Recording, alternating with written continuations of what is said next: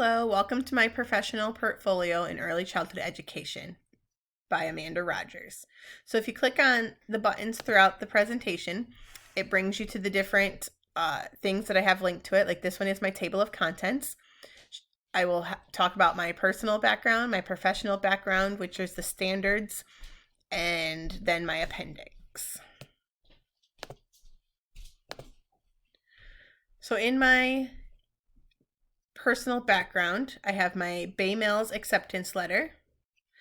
I will be posting just a link to the website that I used to create this so you guys can go through my presentation as well.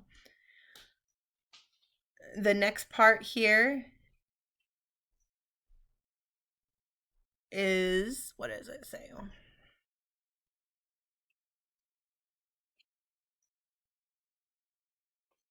Okay, not gonna load. It was my profession or my philosophy statement. There we go. Now we got it to load. So I believe that teaching is both a responsibility and a privilege. As a compassionate, dedicated, and reflective educator, I am committed to creating a safe and supportive learning environment where all students feel valued and capable of success. I believe that every student can grow, and it is my role to provide meaningful opportunities that challenge, inspire, and empower them. Through patience, clear communication, and adaptability, I strive to meet the diverse needs of my students while continuously reflecting on and improving my practice. My goal is not only to teach content, but to foster confidence, curiosity, and lifelong love of learning. And then it goes on to talk about the centers, the family communication. The next one is my transcript from Bay Mills, my membership to the NAEYC, and then my resume. And as I mentioned, I will post the link so you guys can look through this in more detail if you'd like.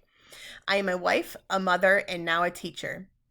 Before I was a teacher in the classroom, I was a teacher to my children, and they have been the biggest supporters of my journey. So here's my family. They have supported me from the start of my journey. This was in 2020 when I started, and then my graduation of my associate's degree in 2024.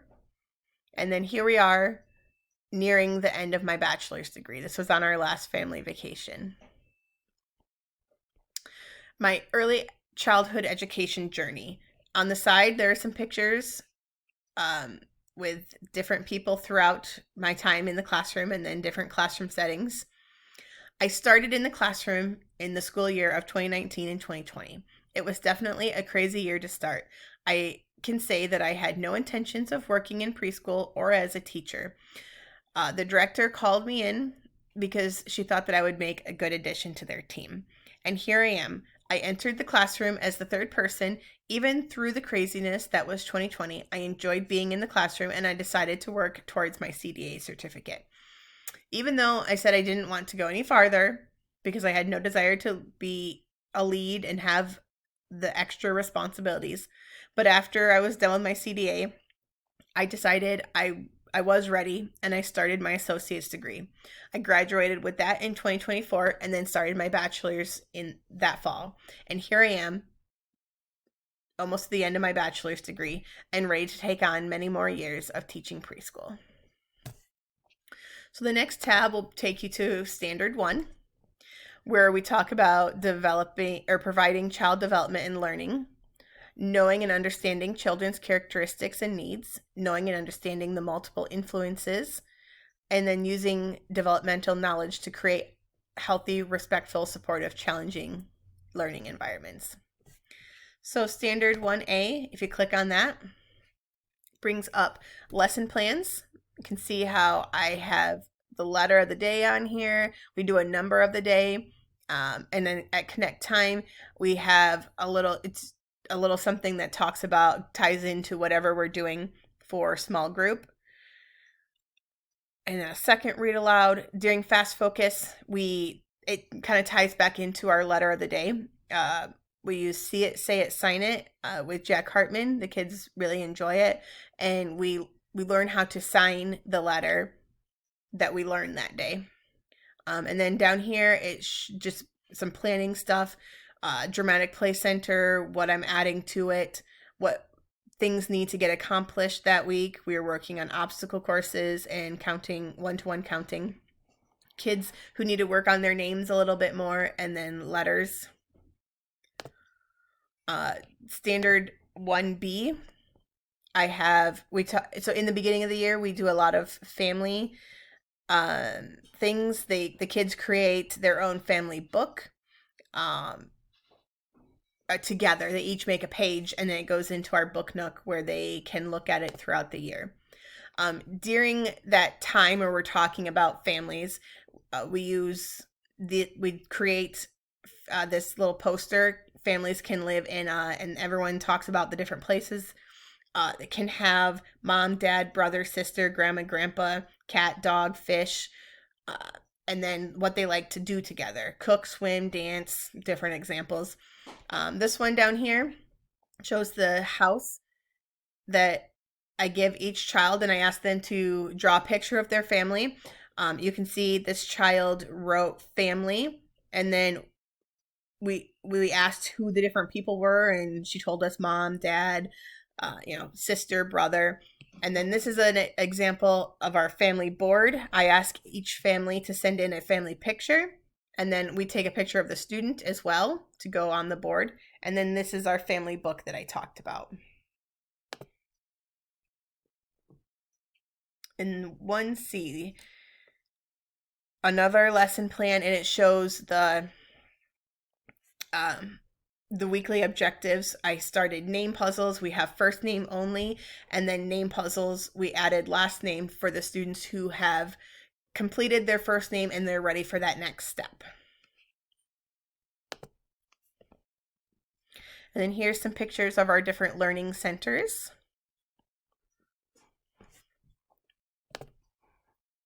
Standard 2C, we are building family and community relationships.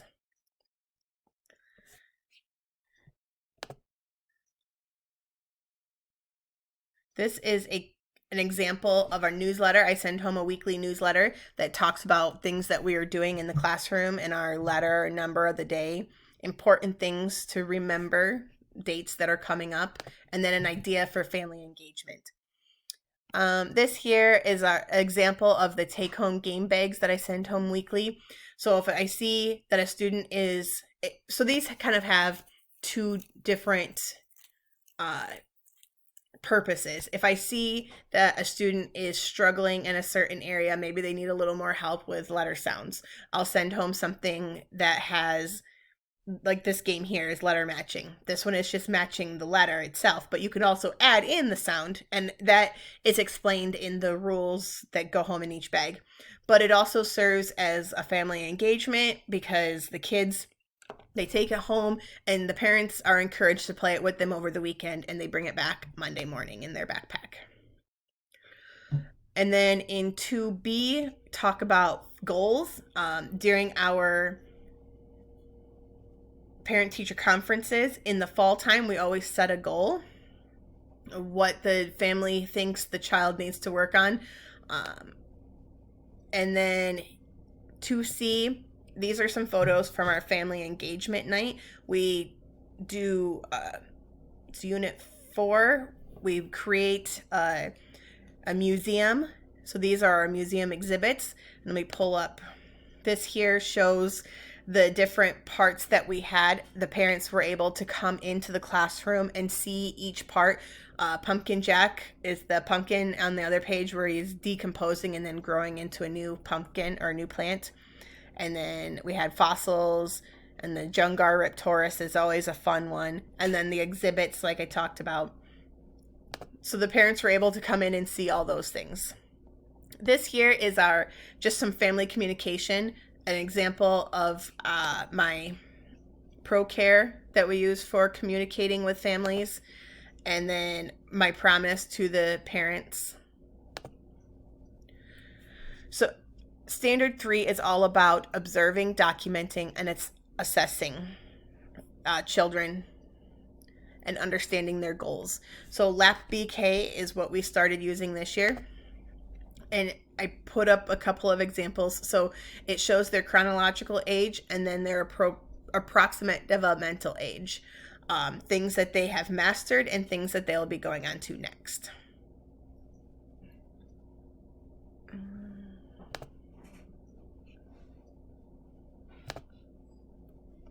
Okay. And there's just some other screenshots. The midpoint, so we do it at the beginning. The first one was the beginning of the year. The second one here is the midpoint. And you can see the growth that they have made, and it will help me to see where I need to get them next. So in one of my other classes, I did green and red choices. Was helping children to work through challenging behaviors with positive reinforcement, and then encouraging the green choices. So this is an example of that. And then over here is our solution suitcase. So if there is a problem that arises in the classroom, the children have this. There's other small copies in the classroom that they can grab, and they can see what kind of solution might work for it. This is a great tool that comes with our C4L curriculum, and it really seems to help the children. Standard 4, using developmentally effective approaches to connect with children. And again, I brought up my green and red choices. If you click on the button here, that will show the reflective narrative. This is the solution suitcase from C4L that I had mentioned. And then I also put my star jar here because this has really helped kids. They see that others are making those green choices, and we get a star when a lot of kids are following those green choices in the classroom expectations. And when this jar is full, they get a solution suitcase, or I'm sorry, they get a party of some sort. Next, I put up some pictures of the puppets that we used during one of our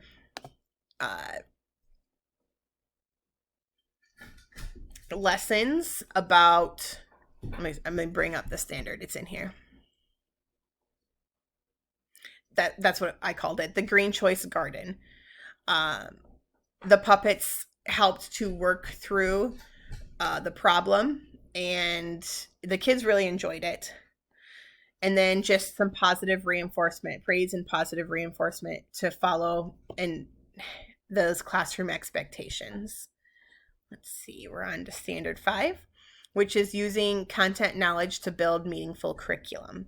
So in this one, I talk about flower power is what I called this small group. When children, so I gave them each a flower. You can see in the pictures here, and in the middle of the flower, it has a number. And they were asked to string the beads on the stem.